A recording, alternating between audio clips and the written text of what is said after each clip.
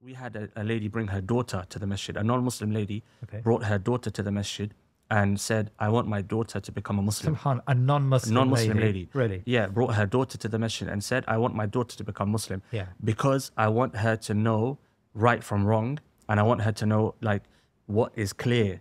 Because Islam makes it clear. Yeah. And many of these young men, they say they're disciplined. You know, what is it that brings you to Islam? The discipline. Imam Ashraf Dabous. Assalamu alaikum wa rahmatullah, and welcome to the Thinking Muslim. Barakallahu feekum for having me. It's an honor to be here with the array of guests that you've had prior to myself. Alhamdulillah, I'm blessed to join you. No, it's wonderful to have you with us. And I think our listeners and viewers today will understand why we've invited you in to do this show. Now, Imam Ashraf, it is quite evident that there's been an uptick in the number of people converting to Islam in recent months.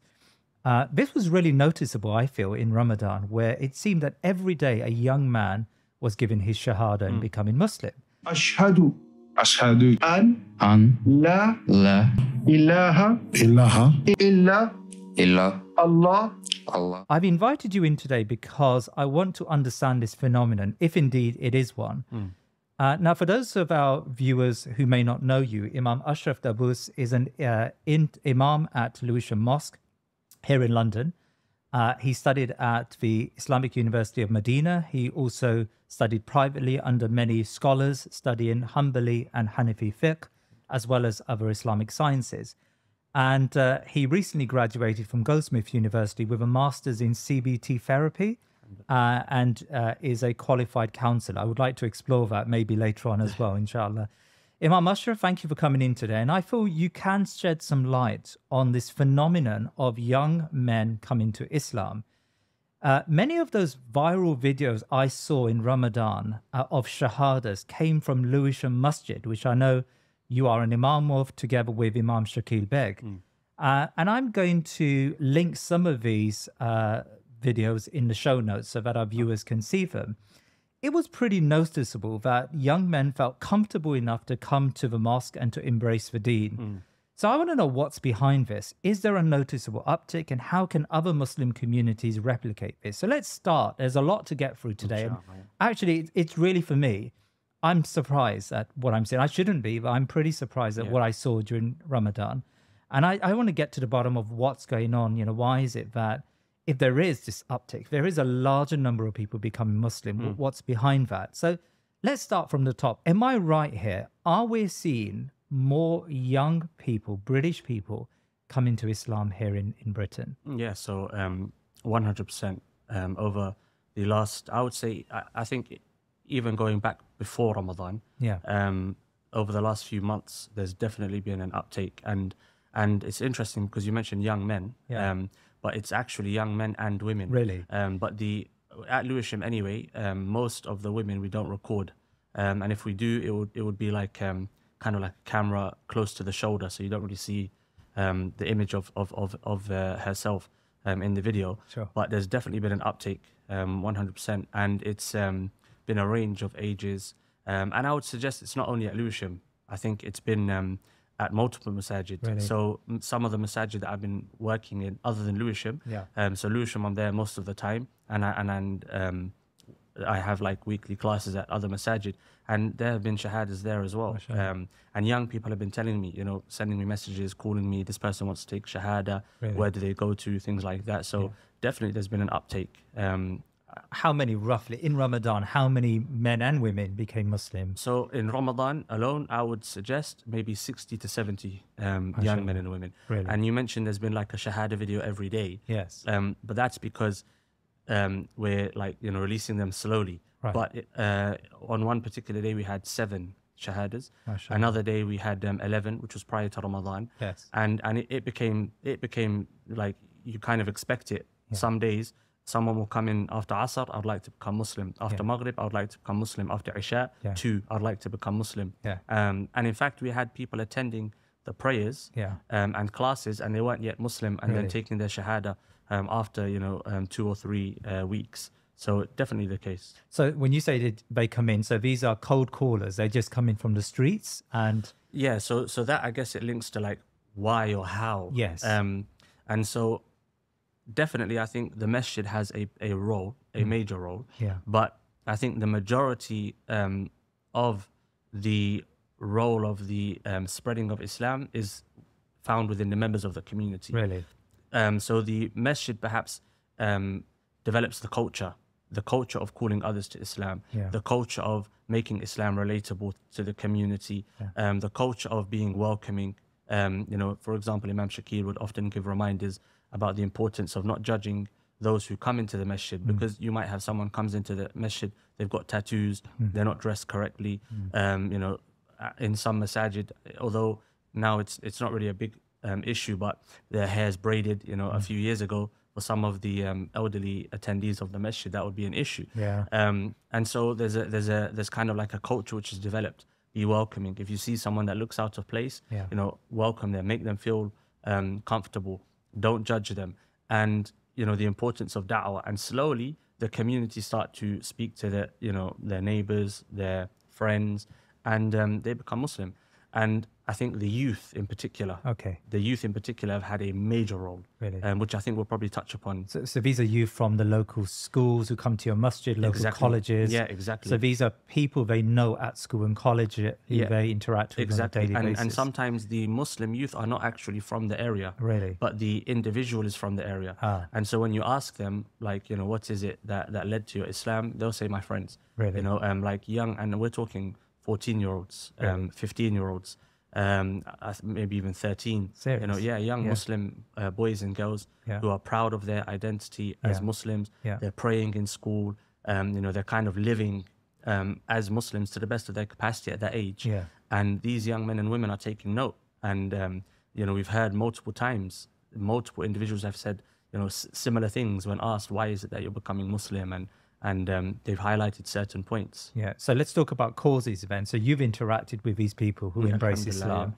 I mean, I saw it was amazing when I saw some of these videos of, I mean, for all Muslims, no matter how many times we see someone embrace Islam, it's still amazing, 100%, right? What reason? So you've said one reason is, their friendships. But what other reasons do these young men and women give when they... Are they young men and women, by the way, who are embracing Islam? I should have asked previously. Yeah. What's the age group of these? So the youngest that comes to mind over the last, within Ramadan, 8 years old. Wow. Yeah, a young 8-year-old girl. Yeah. And the oldest, we've had individuals in their 30s. We've had someone, I believe she was in her 70s, perhaps. We've had a few, actually, yeah. And most recently, a young man, maybe not middle-aged, but like in his 30s, became Muslim. And a few weeks later, his mother became Muslim. She read the Quran like twice in English, and she became Muslim. And the young 8-year-old girl, her father became Muslim a good few years ago. And he's actually quite well known publicly because he's very active. I won't mention his name because I haven't asked his permission, but so he brought his daughter in because his daughter said, I want to become Muslim, Daddy, seeing him live his Islam. And she came in and I spoke to her and she was, like really intelligent. She took me aback. I was surprised at how intelligent she was because you would assume an 8-year-old, how can they make a decision like that? But sometimes maybe we don't give young people their due respect when it comes to their understanding of things in life. So we've had a range, young and old, if you want to use that term. But majority during Ramadan, definitely I would say young individuals. And these are young individuals who largely came to your masjid because members of your congregation probably, have been making dawah at their school places and colleges, and or just through their example, it's the example. So the best da'wah is the lived da'wah. Really? And that's what we see with these young people. It's like a few of them, they've said, I saw the way my friends were, kind, generous. Right. And a term that's come up very often, disciplined. We've heard disciplined a lot. Really? The prayer, I watched them pray and I decided this is the life for me. Yes. We had a school group come to the masjid and they were year 6s. So they were in year 6. And a young man, after the presentation, so we normally give a presentation on Islam, he said to me, I'm Muslim now. And I said, oh, when did you become Muslim? So I assumed he became Muslim a while ago. And he said, I just decided after listening to that talk that I want to be a Muslim. Really? This is the way for me. And I was like, I didn't know, should I take him seriously or not? So one of his friends in the class was a Muslim, so I called him over and said, look, he said he wants to become a Muslim.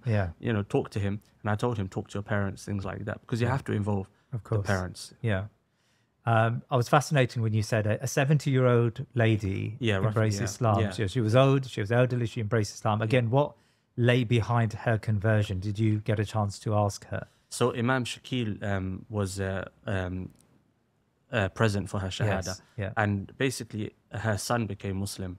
And through her son, you know, many of his friends actually became Muslim, and a prominent individual actually became Muslim through that group as well.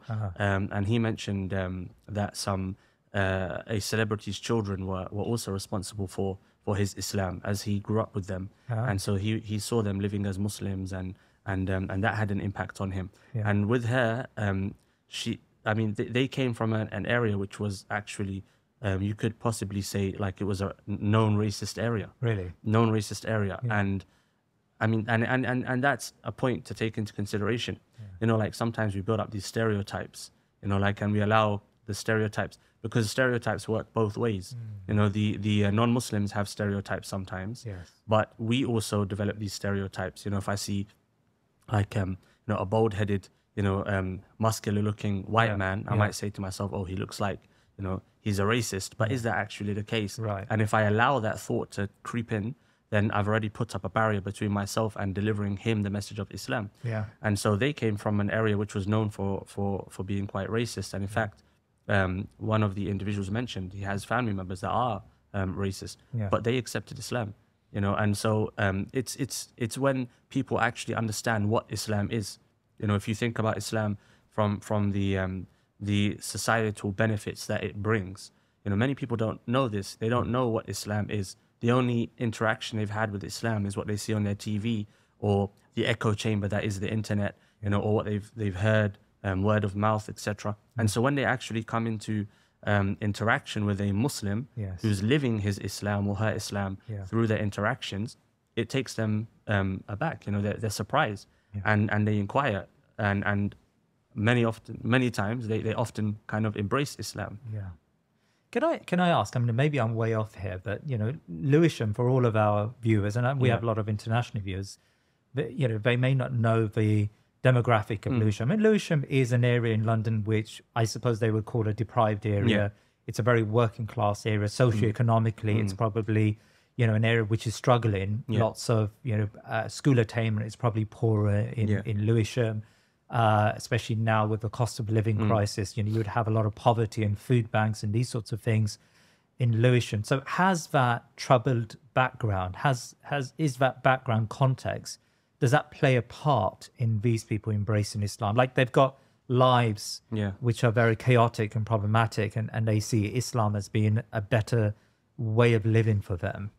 So I think it's difficult to generalize, and I don't want to you know, come across as knowing the answer to the question really, without, because I think it would require maybe some research, you know, actually surveying, but perhaps there is an element of that, but I don't think it's the main kind of reason. And I think, so for example, if you look at Cambridge Central Mosque, I think they're having an uptake of individuals coming to Islam as well, and you can see that's a different demographic, very middle class. Exactly. And so I think it's more the fact now that there's a new generation of Muslims who are very confident in their Islam, and maybe they don't have this mentality, you know, where it's like we're guests here, you know, so it's like they live their Islam and they see that as their right, and they see that as their identity. Like, I'm a Muslim, I'm British, yes, but I'm a Muslim first. And so living that and having that confidence, I think, is exposing everyone else to Islam. Although there was a young lady, she came to the masjid, and she said she wanted to become Muslim. So I went out and spoke to her, and I asked her, what is it that's like brought you to the masjid? And she said, you know, when I walk past the mosque, I see the love and the like everyone's hugging each other, And I was walking towards my car 2 Fridays ago, roughly, or 3 Fridays ago. Yeah. And there was a, he looked homeless, to be honest. And he looked like he was slightly drunk. I mean, he had a can of beer in his hand. Yeah. And I was like walking fast. So I startled him. Like he jumped and turned around and like grabbed his chest. So I apologized and we started speaking. And he said, oh, you from the mosque? I said, yeah. And he said, you know what, there's a real positive energy that I get from that place. Whenever I walk past, I see everyone together and shaking hands and hugging. After Jum'ah, that's what they're going to see. And so, you know, for them, like sometimes we forget what society has become because as Muslims, we live in a bubble. Yeah. You know, the concept of brotherhood, you know, the concept of sisterhood, the love that's shared between Muslims. It's very easy to forget that non-Muslims don't have this, especially with the breakdown of societal relationships. Yes. And people are becoming more and more isolated. Right. You know, so people are living by themselves. They're not seeing their children. They're not seeing their parents. They're not seeing their siblings. And so when they see all of these people, especially when you see people that are of different colors, you know, different shades of the same color, you know, you've got different ethnicities, and they're hugging and embracing and laughing and smiling, that itself is like a real powerful image. You know, it draws people to that kind of environment, and they ask what's going on here. Yeah. And so when they see that, oh, this is a masjid, this is a mosque, you know, that inquisitiveness, they want to step inside, you know, they want to have a look, they might want to speak to someone, and so slowly but surely you find that you know, if they don't become a Muslim, they quickly become a friend of the Muslims through that lived experience. So if, for example, I don't know, someone like that lady who saw that brotherhood outside the mosque, and you know, people hugging each other, and you know, there's sort of community feel. So if she entered the mosque and wanted to ask questions about Islam, like what would happen next? Yeah, so I think that's going back to your initial question. So the role that the masjid plays, so our doors are always open. Really? Yeah, from Dhuhr until Isha. So we open the doors half an hour before Dhuhr time, and we close them half an hour to 45 minutes, depending if there's a class, until the class ends. Yeah. If there isn't a class, then after the salah. Which is quite odd, by the way, because often the masjids are open just for the salah prayer, time. exactly.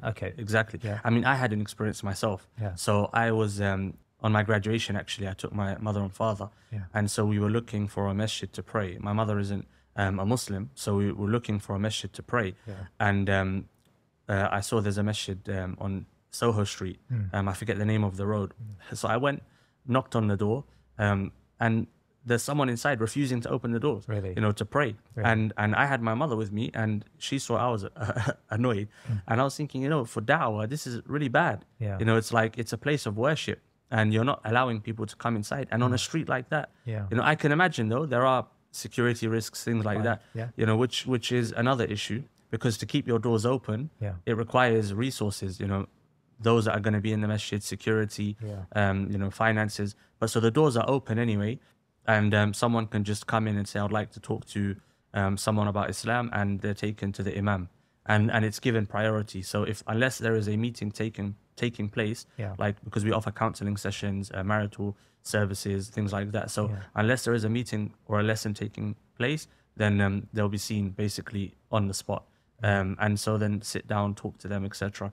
And we give them, you know, a Quran book. Someone donates I think it's the Oxford Printing Press copy of the Quran. Is this Abdul Halim translation? No, it's a new translation. I think I've come across it. It's a paperback. I forget the translator, to be honest. But we offer that, and we have various books that we offer. And so the masjid is always open for non-Muslims. We also hold, we just had an Eid dinner for reverts, and we encourage them to bring their families. We hold outreach programs. So, for example, it might be like, you know, with organizations that are involved in the local community. We host them, and we open those up to discussion to the community, Muslim and non-Muslim. So, an example, we've held events with Citizens UK over the last few years, whether it's about the housing issue, you know, tackling issues of immigration, helping you know, new migrants, and so on and so forth. And so non-Muslims come to those events, and they see, you know, the Muslims, and they hear from the Muslims, and they meet Muslims, and so that as well is like a door for them to kind of look into the world of the mosque and the Muslim community. Imam Ashraf, I'm going to ask about the elephant in the room. And, you know, feel free to say to me this is, a nonsensical question, but is there a relationship between especially young men and women becoming Muslim, or young men becoming Muslim, and the YouTube influencer Andrew Tate and him embracing Islam? Yeah. So I think to say no would be incorrect, and to say to make it a major reason, I think it would also be incorrect. Okay. But I do believe that his Islam has had an impact Really? on young men. Yeah. Because, and I think if you get into that conversation, you have to get into the conversation of what's happening in society. Right. And I think what's happening in society is more impactful. I mean, if you look to why he became Muslim, Andrew Tate, it's the direction society's heading to. Social reasons. Yeah, and I think more so the like if you just look at the gender issues, the whole the LGBT issues. Yeah. So these issues are driving a wedge through society. Right. And so when those that are deemed to be on the right see how black and white Islam is on certain fronts, they incline towards it, and especially for young men today, because young men, I think it's becoming increasingly more difficult for a young man to kind of find himself in a society which is basically erasing, feminizing and erasing what it means to be a man. And it's been going on for a long time. Yeah. And so Islam, it's not that they come to Islam because Islam is a very kind of macho-centric way of life, but it's very black and white in these areas. Like a man is a man and a woman is a woman. Right. And we have a framework which makes these things clear. Yeah. And so, I mean, we had a lady bring her daughter to the masjid. A non-Muslim lady brought her daughter to the masjid and said, I want my daughter to become a Muslim. A non-Muslim lady. Really? Yeah, brought her daughter to the masjid and said, I want my daughter to become Muslim. Yeah. Because I want her to know right from wrong, and I want her to know like what is clear, because Islam makes it clear. Yeah. And many of these young men, they say they're disciplined. What is it that brings you to Islam? The discipline. Yeah. And I believe I said to you over the phone, that's something which I was quite surprised by, because when you think about it, like I look at the Muslim community sometimes and I think, ill-disciplined. Yeah, we're not very disciplined, when it comes to our eating habits, when it comes to sleeping habits and things. But then when you look at it from the outside perspective, you have this young Muslim man or young Muslim woman doesn't drink alcohol, doesn't involve themselves in promiscuity, doesn't take drugs, is very clear on what's right, what's wrong, doesn't eat haram food. So that is quite disciplined. And you said earlier in the beginning, you said like I'm surprised when I see the amount of new Muslims. Like I'm surprised. Really? Sometimes I've caught myself looking at these young people. I'm saying like, what is it that's bringing you to Islam? Like what's happening? But then you have to realize Allah subhanahu wa ta'ala. Allah subhanahu wa ta'ala is the one who is preparing and is in control of all affairs. And Allah subhanahu wa ta'ala, He says, "Yakiduna kaydan wa akidu kayda." They plot and they plan, but Allah is the one who is in control of all plots and plans ultimately. And so you see these young people coming to Islam, and you can say it's the Andrew Tate effect. You can say it's the societal effect, as in where society is heading. But ultimately, it's Allah subhanahu wa ta'ala who's bringing these people to Islam. Allah subhanahu wa ta'ala is musabbibul asbab, the one who incepts the causes for these things. So you've mentioned that young men, for example, their place and position in society is declining. You talked about, interestingly, the LGBT or the trans issue and how that's impacting, the way people perceive Islam as being right and wrong and black and white on a host of issues. What else is going on in society that, these young or old converts are experiencing that pushes them towards Islam? I think the other issue, which I think is a very important issue, is the realization that there is no happiness to be found in material possessions or consumerism, really. Capitalism. People are realizing, people here, the poorest of the poor is somewhat wealthy in comparison to poor nations, inhabitants of poor nations. And so people here really do experience the best that this life has to offer. Even the poorest of the poor person or people here, they go to a local shop and they can buy, you know, various meats, you know, they can buy, you know, fish, they can buy summer fruits in the winter, winter fruits in the summer. And so everything that this life has to offer has offered itself to people that live here. And so they're left wondering, like, what else? You know, like, there's still a hole inside. And so they start looking. There's an Italian gentleman. He came to the masjid and he became Muslim. And I was speaking to him, asking him what is it that led to your Islam? And he said, I've been looking for a long time. He said, I've been looking for a long time. He said, I went to Rome. You know, I spoke to priests, and a colleague of his who works in his workplace, he works in the hospital in Lewisham, handed him an Italian Quran. And he said, I started to read it and I realized this is what I've been looking for. And so he became Muslim, you know. So I think it's a whole kind of mixture of things. You have the issue of society, you have the issue of consumerism, capitalism, you have the mixing with the masses. And I think there's a point to consider here as for us as Muslims moving forward. The Sahaba, you know, when they became Muslim, and Islam started to spread its wings left and right, you know, east and west. The Sahaba had to kind of, you know, drive their way through those lands. The Tabi'een, they had to drive their way through those lands. They came up against institutions that did not want the masses to hear the message of Islam. Whether they knew what Islam was or they didn't know what Islam was, they were putting up a barrier between the people that they controlled or governed and Islam. That barrier isn't here for us today. You know, we are living amongst the people, like we're living amongst the people. And so we have the opportunity to show people what Islam is, you know, to really show them what Islam is. And when people do that, people enter into Islam. When the Muslims do that, people enter into Islam. We have Muhammad Salah, another example. You know, people became Muslim because of his sujood and seeing him read the Quran. You know, Khabib in UFC. You know, and they're examples of ihsan. You know, if you do what you do with ihsan and you openly show people that I am a proud Muslim, people are going to incline towards Islam. Muhammad Ali, perhaps the best of examples. How many people became Muslim through Muhammad Ali, you know, indirectly, because they saw, I remember I heard a comedian saying, you know, if I didn't drink alcohol and I didn't take drugs and I didn't sleep around, I'll become the heavyweight champion of the world too. You know, so he's noticing it's the discipline of Islam which has led to this man's success, rahimahullah. I think Malcolm X, another example.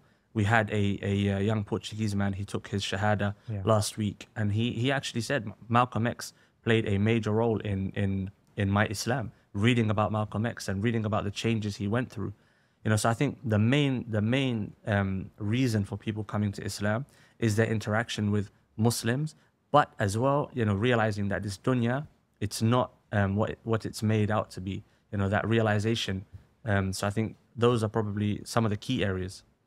How much rebuilding is required once someone becomes a Muslim? So you said, you know, you've got people who may be dissatisfied with, let's call it Western society, dissatisfied with consumerism, with gender relations, with the position of men and women. All of this is there. But of course, like all of us actually, but maybe more so for someone who hasn't been brought up in a Muslim family, they're going to have baggage. They're going to see the world, maybe, you know, politically, economically, even socially, they're going to see the world from a particular perspective. Definitely. How much rebuilding needs to happen for someone who comes to Islam?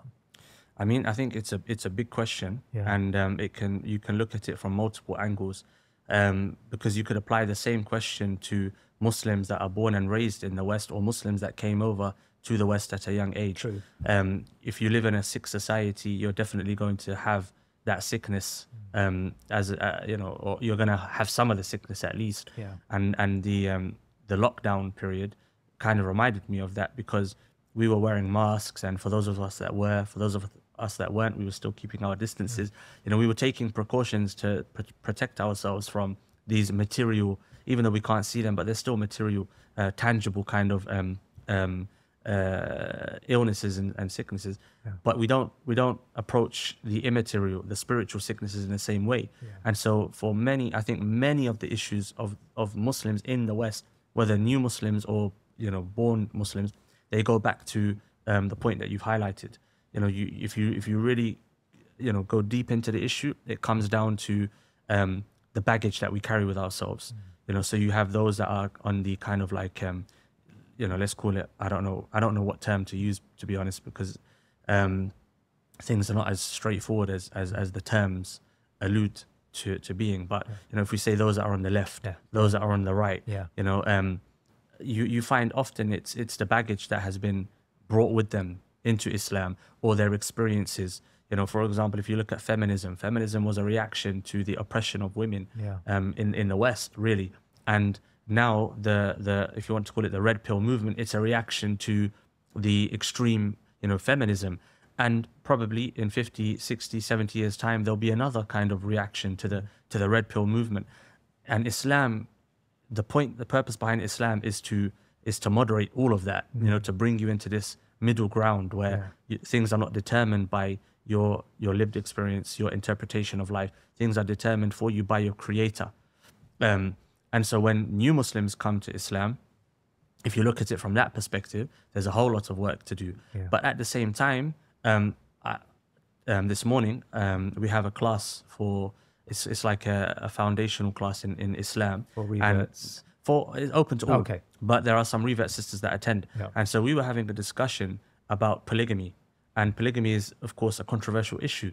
And it was the revert sisters that were more accepting of polygamy. There were a few sisters that were born into Islam that were accepting of it, but the revert sisters that were more accepting of polygamy than those that were born into Islam. Why? Because of the you could say the cultural baggage that comes with being a born Muslim. So and if you look at the Sahaba, the way that the Sahaba approached Islam, they approached Islam with an inquisitiveness about their culture and Islam and the clash between the two. And so the culture that the Sahaba developed was a culture which was refined by the framework and the principles of Islam. And that's what makes Islam so amazing. Islam is principle based. It's not directives. It's not straightforward. Do this, don't do this. Wear this, don't wear that. It's principles. And so you can see that taking place amongst reverts, amongst Muslims born here, where there's a British Islam emerging. Many people don't like that term, but there is a British Islam emerging. I don't mean a politically British Islam. I mean a culturally British Islam. And so the reverts have a major part to play in what's happening. Well, let me ask you about that culture, because of course, all the reverts I know, all those who became Muslim, 20 maybe years ago, they've adopted cultural traits. Because is there really a British culture? I mean, this is I know it's a sore point, but they've adopted, sometimes even more so than you or I. They've adopted, cultural traits from Pakistan or from the Arab world. Within time, they're eating Arab food or eating, the best food in the world, curries, Indian food, of course. And so they change their culture. Is that a problem from a long-term dawah perspective in your mind? I don't think it's a problem. I think at the end of the day, the change, the cultural development that's going to happen in the UK is going to be an organic one. But I think we as Muslims that are, those that come from, what's the word? Majority Muslim communities. I think we have to be wary of what we try to push as being, Islam. So if a person comes to the masjid and they're wearing, loose clothing, loose trousers, shirt, things like that, it would be wrong to say, oh, you have to wear a thobe now to be practicing. Or for sisters even, if a sister's not wearing an abaya, does that mean she's not practicing Islam? And I think that this question spills into the question of, what is our role here as Muslims? And the clash that sometimes emerges from the various directions that we as Muslims are taking. On a political or within the political arena, we're taking the the minority rights direction, and sometimes the language can be quite ethnocentric, perhaps. On the ground, in certain places, we're taking a da'wi perspective, and so the language to those that are in the political arena can come across perhaps as apologetic. So it's like I think we have to be aware of those issues. And I think the for a new Muslim, when they adopt the culture of Pakistani culture, Indian culture, Bengali culture, Arab culture, Somali culture, whichever culture it is. I think that's more the kind of organic outcome of the new environment that they find themselves in. But I think that's changing as well. I think that's changing as well, because now, for example, if you ask a young Muslim born and raised in the UK what type of foods they would prefer to eat, they would prefer to eat, Western foods. If you look at the clothing that people are starting to wear now, Western clothing, haircuts, speech, all of these things. So I think it's a mutual exchange. But I think there is a lot to kind of think about when it comes to the culture and new Muslims and the culture that new Muslims adopt. And perhaps it's also related to the ethnicity of the individuals that embrace Islam, because I believe that certain ethnic groups, they have more, what's the word? Their culture is clearer. Their cultural identity is clearer. And whereas certain groups, they're more, maybe they more adaptable to other cultures. And, so it's like, for example, would you see a Pakistani man dressing like, a Somali man? Or a Somali man dressing like a Pakistani man? Very rarely.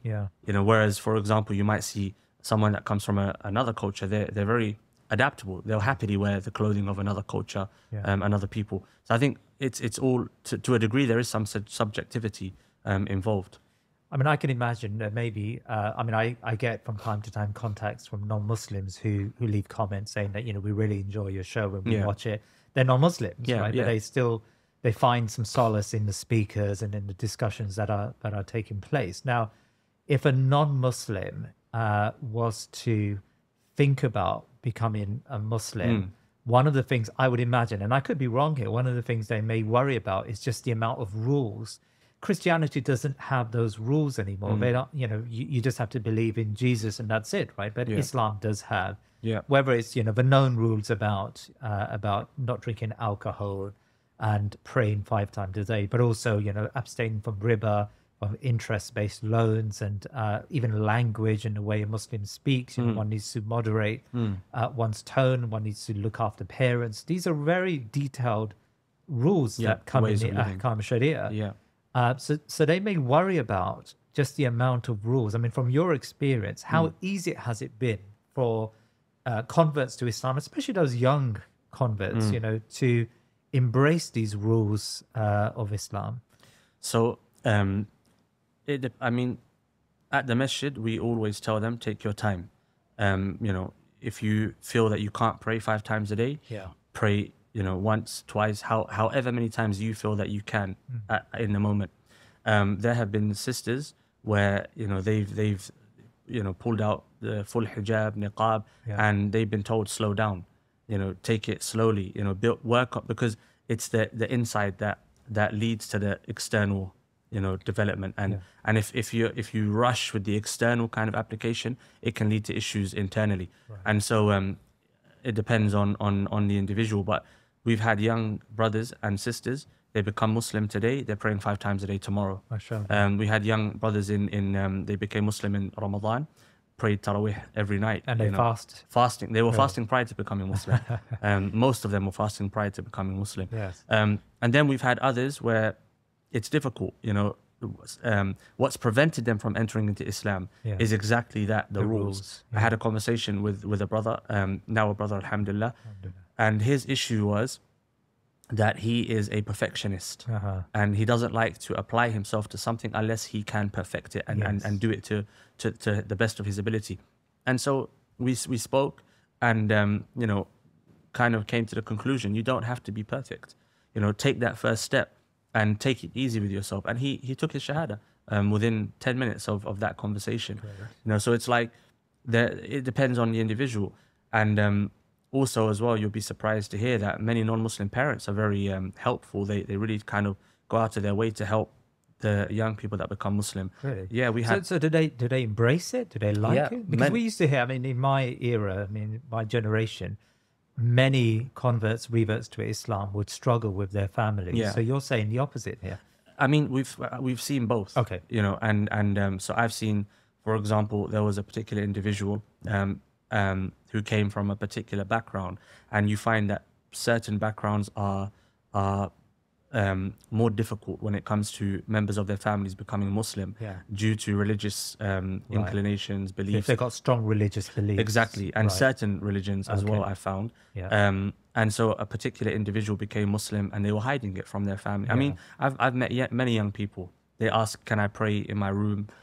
One young person said, I can't avoid eating pork in my household. What do I do? And they're young, you know, you perhaps might have a viewer who'll say they should leave the house kind of thing. You know, like the online world is very black and white. You know, Islam comes first. It's very easy to say, but when you're 15 years old, you know, and you love your mother, you love your father, etc. So they were advised, like, stay away from it as much as possible.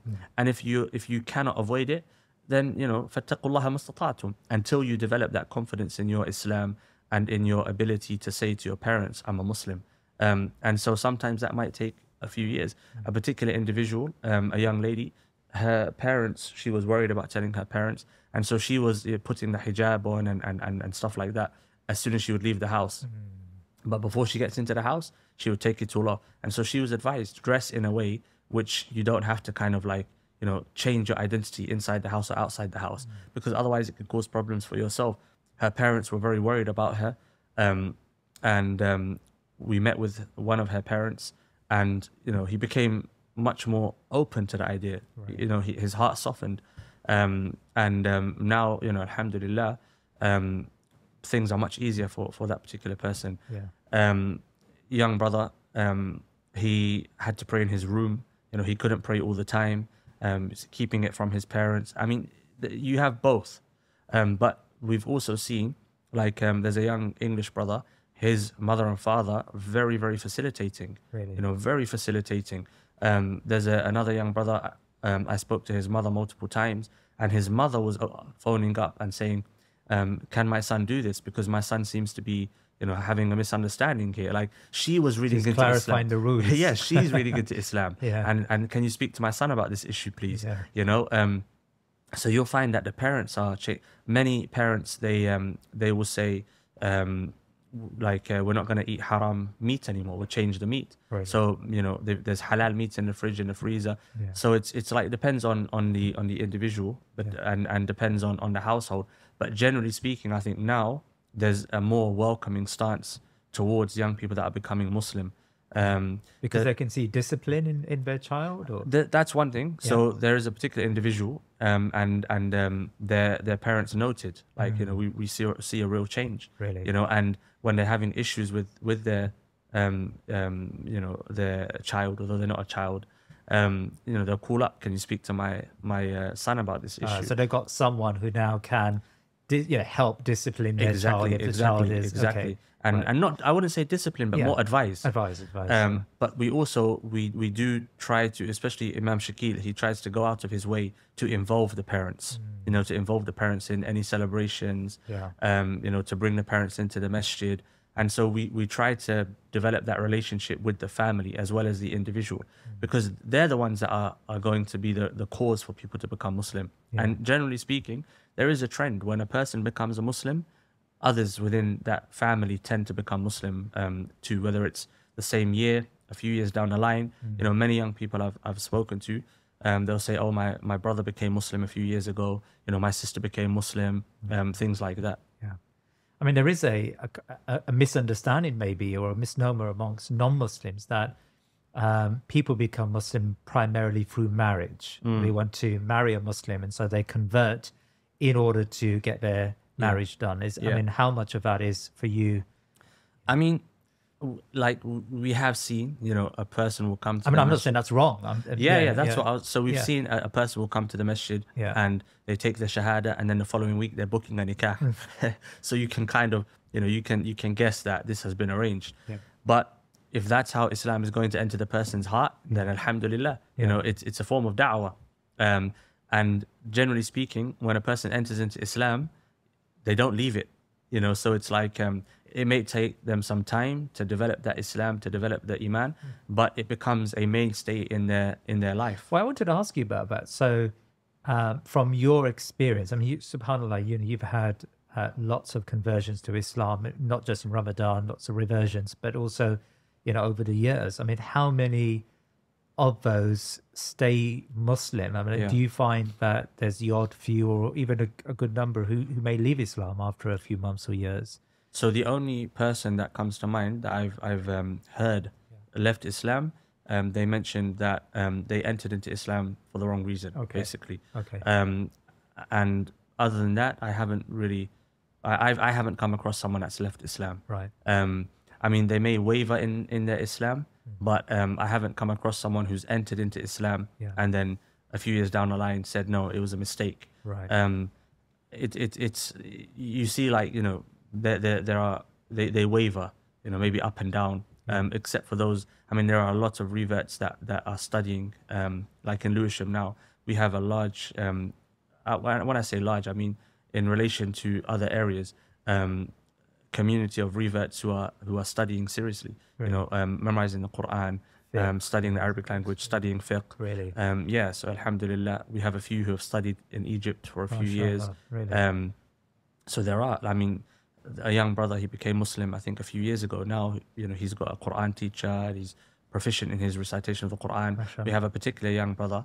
He became Muslim, I think, 3 or 4 years ago now, maybe 3 years ago. And we have an Arabic class weekly. He's the most advanced student in the Arabic class. And it's been going on for 2 years. And like he can actually break down the grammar of Arabic sentences. He can translate, basic texts. He could even hold a basic conversation in Arabic, and he was teaching those who entered into those who were born Muslim some of the basics of Arabic grammar. That's how seriously he took it. So I've seen that side, but I haven't seen a side where people leave Islam. Really? I've seen it's usually an upwards trajectory for those that become Muslim. What impact does this have on Muslims who have been Muslims all their life? I mean, does it impact their own observance of Islam? Definitely, it's inspirational. Really? A friend of mine who is a revert, he came to the masjid and he was studying Islam in Medina, so we were there at the same time, and he recited some Quran, and one of the imams was shocked, said, when I heard his recitation, and this is from someone who entered into Islam, it's definitely inspirational, and it should be, and it should also make those who are born into Islam appreciate the gift that they've been given. When you see an individual who has been looking for something their entire life and find it and take it seriously, it should make you question, why am I not taking this seriously? Something that I've been, born with, I've been gifted with. And it is a shame, when you have someone who became Muslim 2 years ago who can now recite the Quran better than someone who's been a Muslim their whole life. What excuse do you have? This person has to struggle and strive to learn the language, to learn how to recite. So if they can do it, then why can't those that are born into Islam do it? So definitely it's inspirational. And for myself, like so as an imam, you deal with things that will take you up to the sky with positivity, and then you deal with things that will bring you straight back down. So it's like being around new Muslims, seeing them embrace Islam, listening to them, seeing them take it seriously. That positivity, it really is necessary for myself, because the other side is dealing with, like high divorce rates, mental health issues, the issues of drugs and alcohol and the societal ills generally that are affecting everyone else. So that's a real source of positivity for us in these difficult times, alhamdulillah.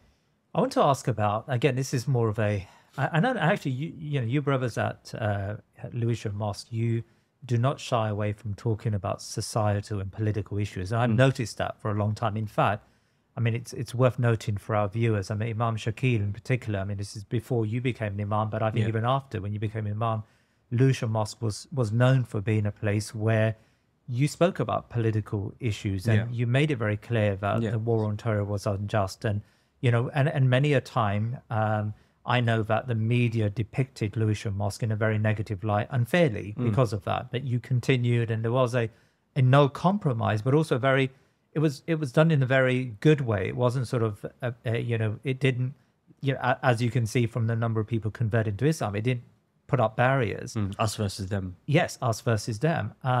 But there is this fear amongst the non-Muslims, especially when a young person becomes Muslim, that they're going to become susceptible to extremism in inverted commas. And of course, extremism could mean many things to many people. But there was at least, back in the heyday of ISIS, many reverts did leave Britain, France, many of the European countries, America, Canada, and ended up, disproportionately probably, ended up becoming members of this group. And that fear exists. I mean, have you, how do you deal with this fear that may still persist amongst non-Muslim parents? So I think lately that fear isn't as present and as prevalent as it used to be. Really? But I think the way to deal with that fear, and the way perhaps we have been dealing with that fear in Lewisham, is to tackle it head on. Okay. Because and this is where you get into that kind of black and white water. Where everything is either you're for or against, either you're with us or you're against us kind of mentality online. It's like, okay, you're speaking out against if you use the term extremism as a Muslim, oh, you must be an apologetic. If you use the term Sharia as a Muslim, oh, you must be an Islamist. And so the blessing that we have on the ground is that the common Muslims and non-Muslims, they don't really fall victim to those kind of narratives. You can use the term extremism, and people are not going to naturally assume that you're an apologetic Muslim.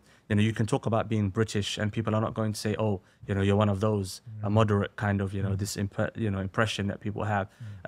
You can talk about Sharia, you can talk about the importance of a moral framework, and people are not going to feel threatened. And so that's the approach we've had: transparent, honest, and being transparent and honest to the book, the Quran, and the Sunnah of the Prophet ﷺ, and the 4 schools of fiqh, the frameworks provided for us by the great Imams of the past. That's the best approach, because if you try to present Islam in any other way, either on this side or that side, people are going to find out. And so the best thing to, yes, for example, like, Sharia, yes, the Muslim should want to see the Sharia being implemented, etc. But does that mean that I'm aspiring towards, implementing Sharia in my locality where I'm living as a minority under a government which has it? No, it doesn't. So it's about the articulation of the truth, the honest truth, the unadulterated truth, but in a way which is relevant to the people, and in a way which is perhaps understandable. I think that's the. And if you like, for example, if you listen to some of the khutbahs from Lewisham, you'll find some of the khutbahs are very critical of the British government, very critical of foreign policy, but at the same time, very critical of the Muslim community. Like we don't shy away from being critical of the Muslim community, as well as being critical of the British government, or foreign policy, or even, Muslim states, if you like to call them that. Why? Because the framework is there. So if you see the Muslim community involved in that which they shouldn't be involved in, you have to speak the truth. If you see the British government involved in that which is morally unjust, you have to speak the truth. And when you base your approach on a framework which has been formulated for you by the great scholars of the past, that has been taken from the understanding of the Sahaba, taken from the Prophet, from the Quran, then you're going to have a balanced approach. And I think that's where you find people either fell into the left or fell into the right, the extreme side here or the extreme side there, when they branched away from the middle ground provided for us by the scholars of the past. It's when we opened up the Quran and the Sunnah to our own kind of interpretations, or when you have a person who is not fit to interpret the Quran or the Sunnah or the words of the scholars of the past, trying to do so. And that's perhaps the result of the printing press, and perhaps maybe slightly worse than the printing press, digital media, where a person has access to words that were previously only restricted to scholars or students of knowledge who had the capacity to understand these words. They would understand the context and so on and so forth. And so that's been our approach. For example, the issue of ISIS or Daesh, as known in the Arab world, you tackle the wrong. And likewise, on this side, politics, etc., you tackle the wrong. But sometimes as well, on this side, you have to understand the context. So politically, yes, we might be against certain things, but you also have to understand the context of where you're living. You're living in the UK. You have to understand that context before you speak about these issues. Yeah. Can I ask you about, because of course, a lot of what we've discussed today is really about the role of the masjid and how it needs to be at the center of the community. Now, Lewisham Mosque is quite exceptional, I would say. Okay, you have said that, the Shahada are not just, you don't just find it in Lewisham Mosque, of course, but, I've noticed on a sort of long-term trajectory, Lewisham Mosque is doing some really good work, 100%. not just amongst, non-Muslims to bring them to Islam, but also in the Muslim community. Now, again, forgive me for putting it like this, but, it's a simple mosque. I mean, if you look at I would urge my viewers to just view the mosque. It's maybe someone sitting in Texas would think this is like one of these big grand mosques with lots of minarets and domes. Right? It's a very simple center. Used to be a nightclub. Used to be a nightclub, really.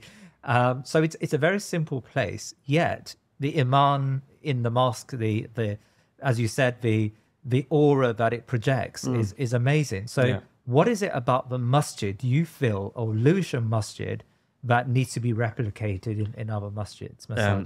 So I would agree with you, definitely. And I don't say this with a bias because I'm from the Masjid Lewisham, but I would definitely say that the Lewisham Islamic Center is unlike the masajid that I have seen anyway in the UK.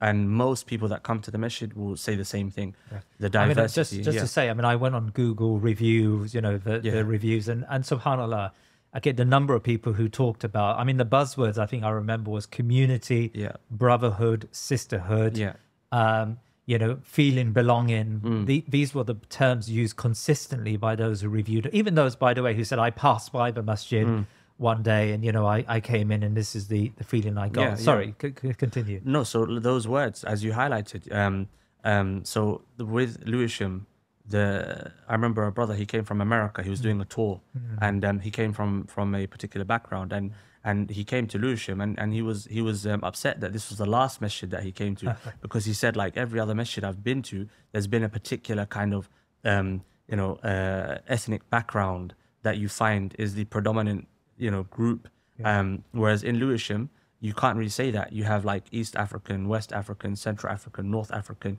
you have Southeast Asian, you have European, you have Caribbean, you have English, you have French, like there's a whole array of different colors and languages, etc.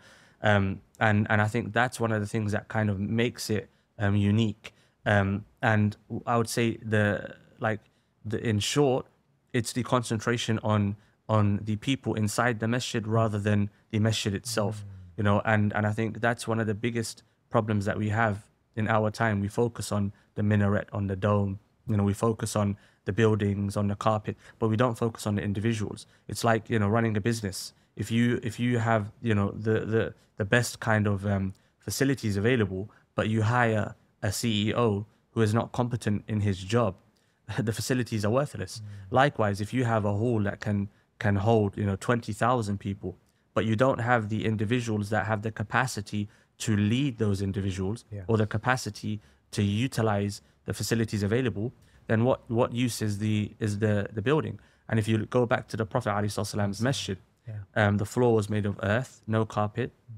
the pillars were palm trees, and the roofs palm leaves. But yet the Prophet ﷺ raised, took Islam into Africa, took Islam into Southeast Asia, took Islam to the rest of the world. And it's the men and women that need to be the focus. I remember hearing, I think Sheikh Zahir Mahmoud, he said, if you pay peanuts, don't complain when you get a monkey. And that's the blatant and honest reality. So the wage of the Imam, for example. That's a whole another, but so for example, like if you want, there's two issues here, because people assume, okay, if you're working in the Islamic arena, it has to be fi sabilillah.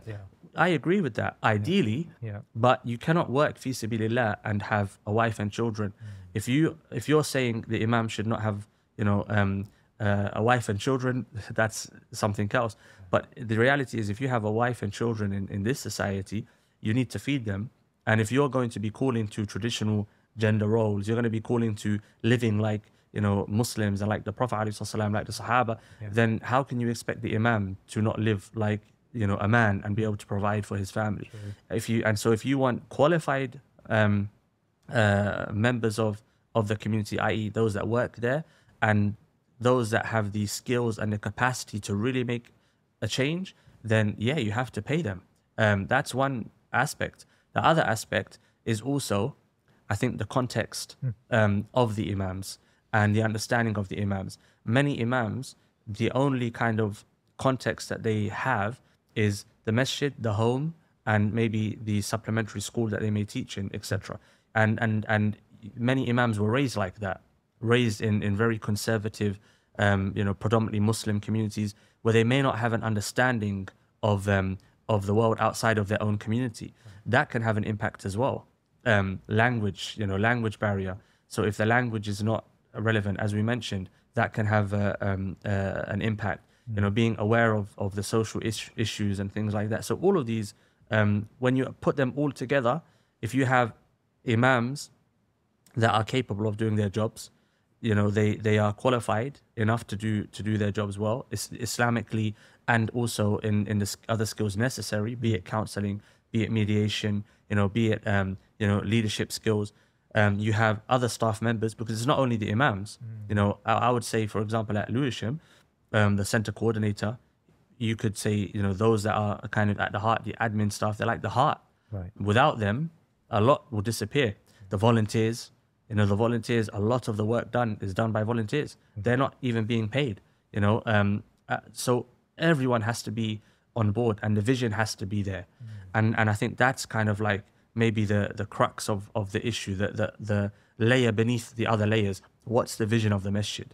So if the masjid was established with a vision of being a place for prayer for our community, then unless that changes, the masjid is not going to cater beyond that. But if the vision behind the masjid is we want to bring Islam to the masses and we want Islam to be the future of the UK, then that's going to translate into the work that's done, the language that's used, the decisions that are made, you know, even to a degree, the clothing that will be worn. It's going to have you know, like behind every action, there's a philosophy. You know, we all have a central philosophy that dictates our actions. And so there has to be that vision. And so at Lewisham, the vision is like, we want Islam to be a mainstay in the UK. You know, like, why don't we have the aspiration of Islam being the #1 religion in the UK and the religion of English and British people? That is our goal. Why is that our goal? Because we believe that Islam is best for mankind. You know, we believe we have something beautiful and we want to share it with those that haven't yet experienced it. And so when that's the vision, you know, the goal is kind of like streamlined. So where do you stand on, you know, because I often come across Muslims who say, look, we don't really need, they don't mean we don't need converts, but, you know, or reverts. Their argument is that, you know, we have to get our own house in order first. There are too many problems within the Muslim community. How do you weigh up the work of dawah to non-Muslims and the work of dawah to Muslims? That's a very interesting question. And I think like the premise is, you know, there's an indication there. But like, so if we say, we don't really need new Muslims and we need to get our house in order before we kind of invite other people in. Who said that the house belongs to us in the first place? Right. You know, who decides who the house belongs to? And this is one of the issues of many masajid, the assumption that Islam belongs to a certain people, and it leads to a cultural monopolization of Islam. You know, and that's totally wrong. Our role, it's not a role, it's a fard.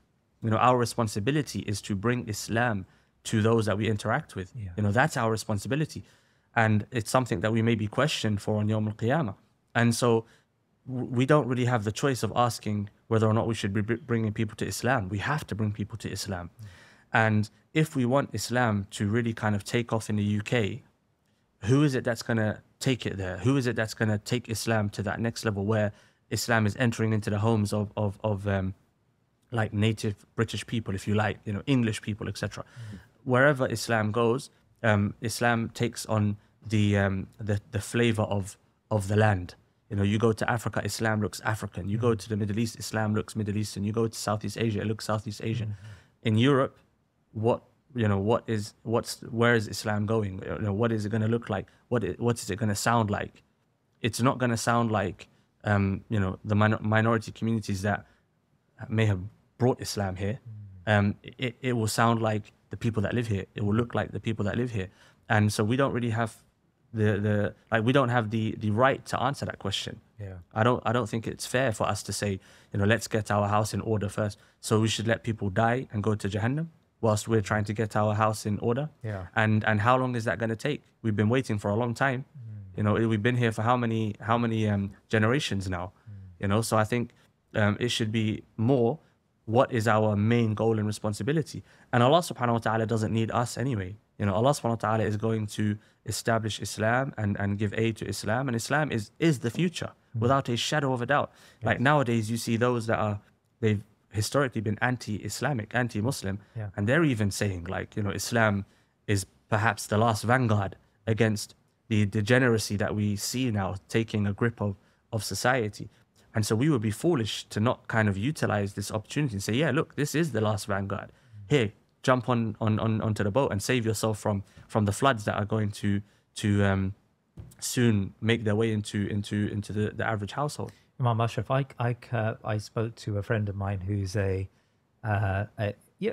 professor, university lecturer, and he's got alhamdulillah, he's very grounded. His view is that he likes to interact with ordinary Muslims, people who pray in the mosque, people who've got Islamic sensitivities. But I notice, especially with this generation, there are Muslims who go to university, who become academics maybe, or who work in high occupations, in sort of city jobs, and they become alienated from the Muslim community. And it's most notable where you don't see them necessarily in the masajid very often. How important is the masjid for our mindset as Muslims, for the way we comprehend our Islam?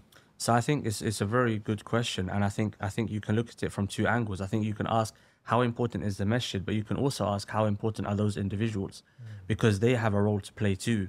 Because the imams are not going to be they're not going to be accessing the parts of society that those individuals are accessing. And likewise, those individuals are not going to be accessing the parts of society that imams are accessing. For example, I remember I was listening to a very interesting interview with Sheikh Abdul Hakim Murad. I believe it was Sami Yusuf who was interviewing him, and he was speaking about the issue of Islam and culture, and British culture and Islam and so on and so forth. And he said, that's not really my role. I'm as an academic, I'm not on the ground in those areas. So him understanding that, and seeing, where he is playing his part. Yes. So the Muslims on the ground interacting with the working class, Muslims on the ground interacting with the middle class, they have their role. But individuals that you've highlighted, they also have their role, a crucial role. But at the same time, the masjid is very important to them because it keeps them anchored. Exactly. The masjid is an anchor. And not only is it an anchor, but it's also a place that provides many societal benefits. So we're living in a time now, you'll see in the mental health care sector, many individuals now are suffering with depression, anxiety, OCDs, loneliness, isolation, things like that. And the masjid is a counter to all of those things. The masjid is a counter to all of those things. If you're seeing faces 5 times a day, or if you're working 2 times a day, you're sitting, you're interacting, you're smiling, you might go and grab a tea or a coffee with someone in between the prayers. That itself alleviates much of the suffering that the average person in these built-up societies faces today. And it also is very important because it reminds you of your purpose. It's very easy to become, as you become engrossed in this dunya, you lose your purpose, like a tree. The further rooted you become, the harder you become, and the more difficult it is for you to kind of uproot yourself and detach yourself from this dunya. But if you're constantly going to the masjid and you're seeing other people praying, reading the Quran, you're hearing the odd reminder from the imam, that kind of keeps your heart anchored and keeps you directed, gives you that purpose. And going back to the question prior to that, if the masjid have the vision of we want Islam to, you know, penetrate into all walks of life and all parts of society. And then you have individuals that are, you know, from all walks of life. You have people from the working class, people from the middle class, people that are in academia, people that are perhaps in politics, you know, and they're hearing that masjid, you know, that's going to have a major impact, you know, and so I think it's really important for masajid going forward to really, you know, think, what is our vision here, you know? If you look, for example, if I use Tower Hamlets as an example, so Tower Hamlets, the amount of masajid in Tower Hamlets, I can't count, but as I mentioned, close to where I live, there are maybe 9 different masajid, but yet we're seeing in Lewisham one masjid, and the other masjid, which the closest masjid to Lewisham, I believe, is probably a 15-minute drive away, and then you have other masajid the other way. The masajid in that part are quite scarce, but yet you're seeing more shahadas in Lewisham, and perhaps add Brixton to that as well, Brixton, than you are in Tower Hamlets. Why? Because the vision behind the masjid isn't there. There is a masjid that I frequent in East London. I would say the vision is somewhat there.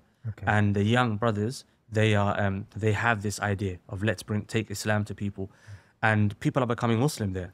You know, going back to what we were initially talking about, the development of the culture, you know, that development of the culture. What is our purpose? You know, bring people to Islam, you know, for young Muslims to be confident and to put it onto their friends. Like, you know, why aren't you a Muslim? Do you believe in Allah? You know, do you believe in the last day? Because when you have a friendship, you can have those types of conversations, you know, challenge people. Why? Because ultimately, if you love someone, you care for someone, you want the best for them. And so if you have friendships, if you have neighbors, and they don't have Islam, you're doing them a disservice. You know, so for those individuals, they have a major role to play because they have access to places that the average Muslim doesn't have access to.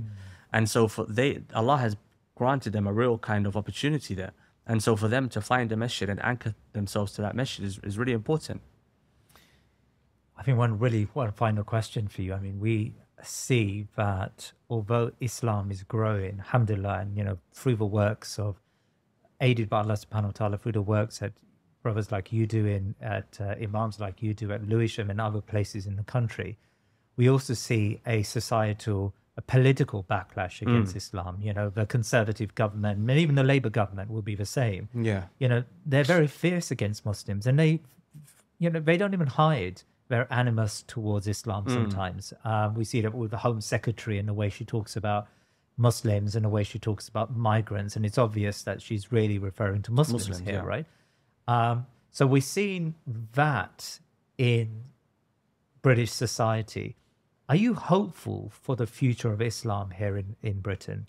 So I think it's a really good question, and I'm really happy that you mentioned that point because I wanted to touch on it actually. And I think what we have to remember is that the politicians do not have access to the masses like we as Muslims do. Right. You know, and so we don't really need to worry about political narratives and media narratives as long as we're doing what we should be doing on the ground. And there are instances that I can recall that, you know, prove this. The Grenfell Tower incident. Yeah. So we had non-Muslims on the news saying if it wasn't for the Muslims, we would have died. You know, so this was a tower block. Exactly, the tower block that burnt down. Yeah, caught fire. Yeah. May Allah have mercy upon those that passed away. And during Ramadan, and so the Muslims were awake. And some Muslims, they went around knocking on their non-Muslim neighbors' doors, telling them, get out of the building, there's a massive fire. Yeah. And so they were saying, like, if it wasn't for these Muslims awake, fasting, we would have passed away, you know. And then you had the Muslims on the ground doing all of the charity work. You know, and the non-Muslims were recognizing that, saying like, these people have been here, giving us food, giving us drink. That's what changes minds, you know. And so when you have a narrative, a political narrative, which goes against the narrative on the ground, the people are going to trust those that are showing them that love and that care. And I think that's a really important, you know, point that we need to kind of focus on as Muslims. If we do our work on the ground, we don't need to worry about the narratives that are coming from the top. But the problem that we have is that we are very restricted to our own people, you know, like whether it's ethnically or as Muslims, we focus on our own people. We don't think too much about, you know, the non-Muslims. What can we do to kind of show non-Muslims what Islam is? And also just being good humans. You know, like now with the rise of living costs and so on and so forth, we have some very wealthy Muslims, alhamdulillah. What are they doing to alleviate the issues that people are suffering from? You know, are they going into non-Muslim communities and giving charity? And if they aren't, why not? You know, one of the categories of zakah is ta'liful qulub, mu'allafatul qulub. Although some of the fuqaha, they would, you know, suggest that it's no longer relevant, but it's there, you know, in the Quran. So if we say, okay, not with zakah money, but sadaqah, so if we focus on the ground and we do our job properly on the ground, then we don't have to worry about what's happening in politics. And also, we have to realize that Allah subhanahu wa ta'ala has promised to aid Islam, and Allah subhanahu wa ta'ala uses men and women to do so. And so the question that we should ask ourselves is not really what will the future of Islam be like in Britain, but what part do I have to play in the future of Islam in Britain? Because we can't worry too much about the consequences, you know, or the outcome. You know, for us as Muslims, the outcome is irrelevant. It's the part that we played on the way to the outcome. You know, if I am calling to Islam and I'm trying to show people what the truth is, but people refuse to accept Islam, and I'm kicked out of the land that I reside in, I was still successful, you know, just like Nuh alayhi salam. And if I call people to Islam and people embrace Islam and so on and so forth, and it becomes a Muslim population, the success isn't any greater than the first success, because Allah subhanahu wa ta'ala doesn't take us into account for the outcome, rather for the effort and the action that we take on the way to the outcome. But in saying that, I'm very hopeful for the future of Islam in Britain. In fact, I believe and I hope that the future of Britain is with Islam, and not only Britain, but Europe. I believe that Islam has a major part to play in the future of Europe. And I really want to see the young brothers and sisters, although I'm not too old myself, but like, you know, the younger generation take it upon themselves and really, you know, take this kind of responsibility upon themselves and study the deen, and take the deen where it needs to be taken. But on that point, if you don't mind, if we did just touch upon an area, which is the role of social media. Yeah. And I think individuals that use the social media platform have to be very conscious of the way that they use it. So for example, we had new Muslims and they were advised, listen to this individual, come back a few weeks later and say, oh, everyone online is saying this person is like this person is like that, this person, so where do I go? Alhamdulillah, they have a place they can come back to and ask for guidance. But when you have a new Muslim or a newly practicing Muslim and they go online, they find someone that's really helping them. Okay, maybe they have some mistakes, but what human doesn't have mistakes? You know, which man hasn't made a mistake in his or her life, man or woman? And also, you know, you find even the prophets made mistakes that didn't affect the revelation. You know, so you have an individual listening to this person, the person is benefiting them, the person is helping them along their way to Allah subhanahu wa ta'ala, and someone throws a wrench in the whole system and says, no, this person is a deviant, this person is this. They've probably never heard the term mubtadi' in their life. You know, they a new trend where you have individuals referring to other Muslims, like a Muslim who fears Allah would never refer to another Muslim with certain terms. You know, I won't mention the terms because I don't want to make it about other people, but a Muslim who fears Allah would never use certain terms to describe another Muslim, even if they differ with them. And when you have new Muslims who came to Islam for one truth and they find the Muslims are fighting online and you know, using despicable terms, and it can be very off-putting, you know. And so those that use social media really need to think about the way that the language that they utilize. Language, like a word can start a war and a word can end a war. A word can start a marriage and a word can end a marriage. But yet we're so loose with our tongues online. And it can also be those that are in the political arena. Sometimes the language that they use can be quite inflammatory. And the reason behind that is because they're speaking to a particular audience. You know, in their mind, they're addressing a certain audience. But the words that we use online are open to everyone. You know, everyone has access to those words. And so the online world can play a major part, positive or negative. And you mentioned earlier Andrew Tate, you know, the impact Andrew Tate, definitely he had an impact. You know, I believe many young men have become Muslim because of Andrew Tate. Whether you agree with Andrew Tate's views or not, it's besides the point. And in relation to the views and the actions of Andrew Tate, you know, he's a person who has become Muslim, and so we have to kind of give him that space, yes.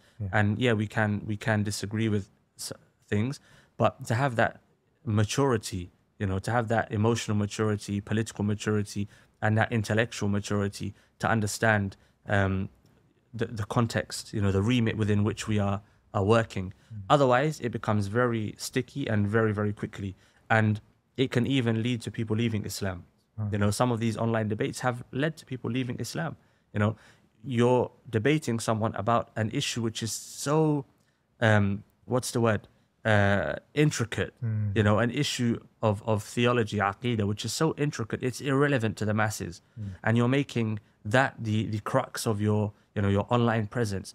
But yet people are suffering in their homes. People are suffering with disbelief, like thinking about the way we use our time and the direction that we take as Muslims.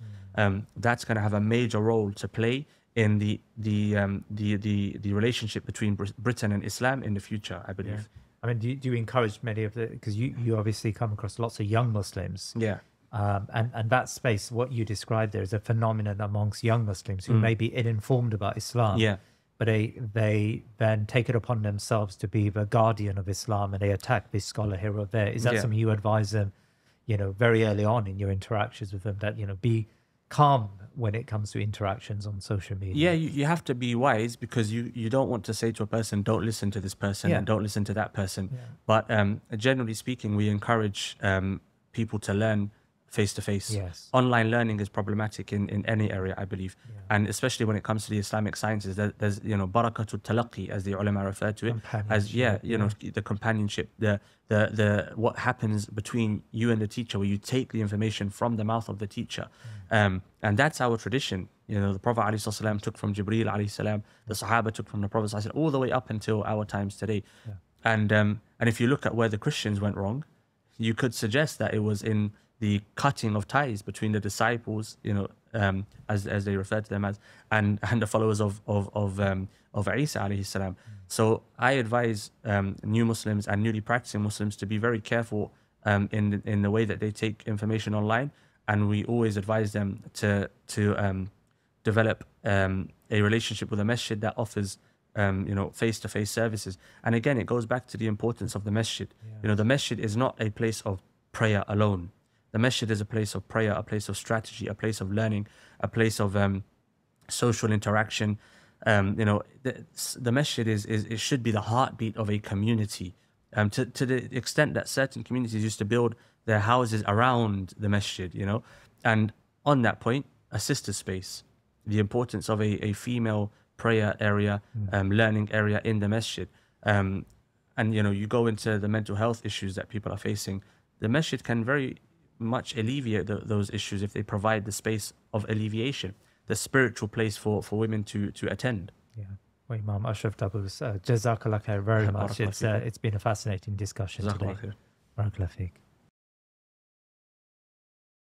Please remember to subscribe to our social media and YouTube channels, and head over to our website thinkingmuslim.com to sign up to my weekly newsletter.